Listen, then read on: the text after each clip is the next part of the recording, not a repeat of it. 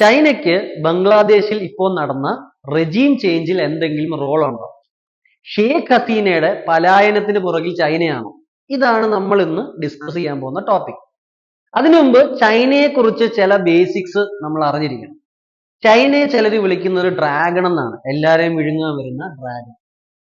ചിലര് ചൈനയെ വിശേഷിപ്പിക്കുന്നത് മിഡിൽ കിങ്ഡം ആണ്. ചൈന തന്നെ പലപ്പോഴും സ്വയം വിശേഷിപ്പിക്കുന്നത് മിഡിൽ കിങ്ഡം എന്നാണ്. ചിലർ പറയും China സഫേഴ്സ് from middle kingdom syndrome. അതിന്റെ അർത്ഥം വേറെ ഒന്നുമല്ല, ചൈന സീസ് it self in the centre of the world. ഞാനാണ് നടുഭാഗം ലോകത്ത്, ഞാനാണ് മെയിൻ പവർ, എന്റെ ചുറ്റും ഉള്ളവർ എന്നെക്കാട്ടി ഇൻഫീരിയർ ആണ്, അല്ലെങ്കിൽ എന്റെ പെരിഫറിയിലുള്ളവർ മാത്രമേ സിവിലൈസ്ഡ് ആയിട്ടുള്ളൂ, എന്റെ പെരിഫറിയുടെ പുറത്ത് അല്ലെങ്കിൽ എന്റെ ഏരിയയുടെ പുറത്തുള്ളവരൊക്കെ സിവിലൈസ്ഡ് അല്ല, ഞാൻ അവരെ ഭരിക്കേണ്ട ഒരാളാണ്, I am the top power. ഇങ്ങനെ ഒരു ഐഡിയ ഉണ്ട് ചൈനയ്ക്ക്.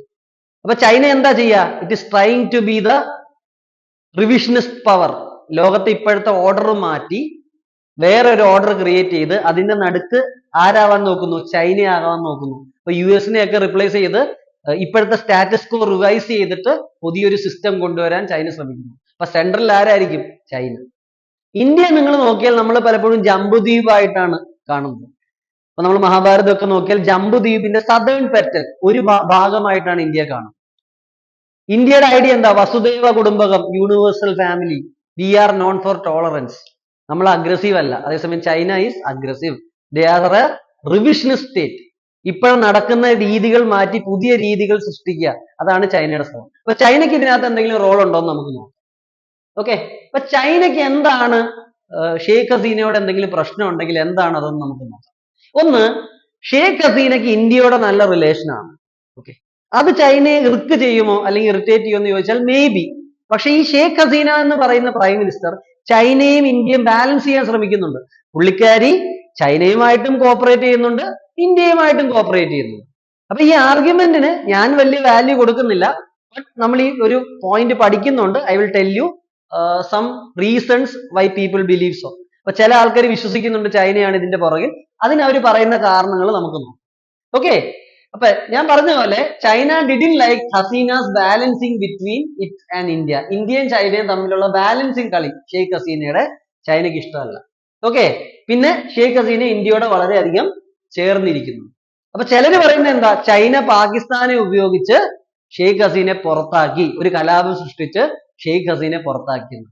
ഓക്കെ, നമുക്ക് കുറച്ച് ഫാക്ച്വൽ ആയിട്ടുള്ള എവിഡൻസ് നോക്കാം. ഇവിടെ Bangladesh prefers India over China in $1 billion river project. അപ്പൊ ഈ റിവർ പ്രോജക്റ്റ് ചൈനയും ശ്രമിച്ചതാണ്, പക്ഷെ ഷെയ്ഖ് ഹസീന അത് ആർക്കാണ് നൽകിയത്?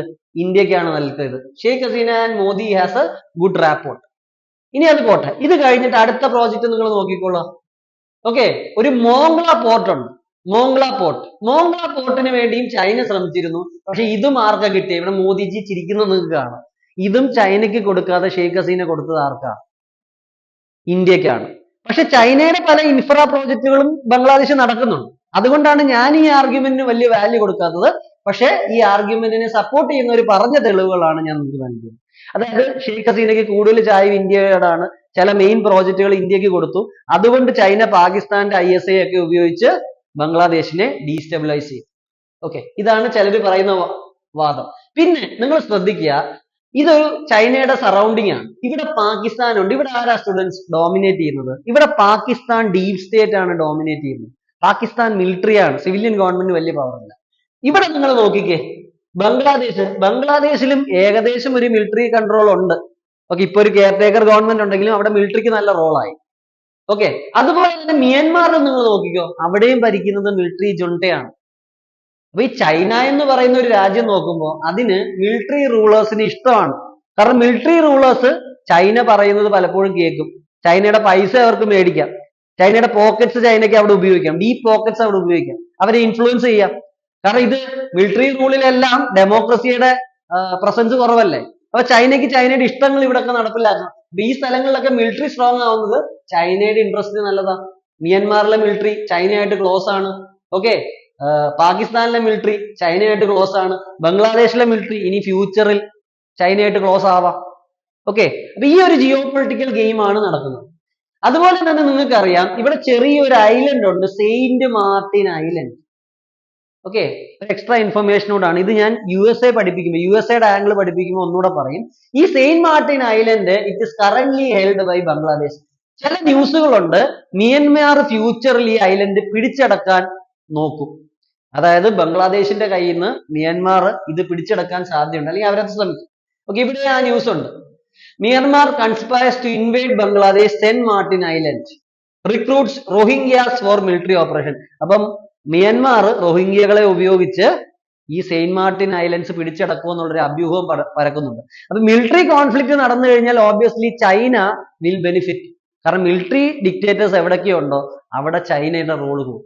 അപ്പൊ ഇതാണ് China angle in Bangladesh issue. Okay, ഇതൊരു ചെറിയ ടോപ്പിക് ആയിരുന്നു, നിങ്ങൾക്ക് ക്ലിയർ ആയെന്ന് വിശ്വസിക്കുന്നു. Thank you.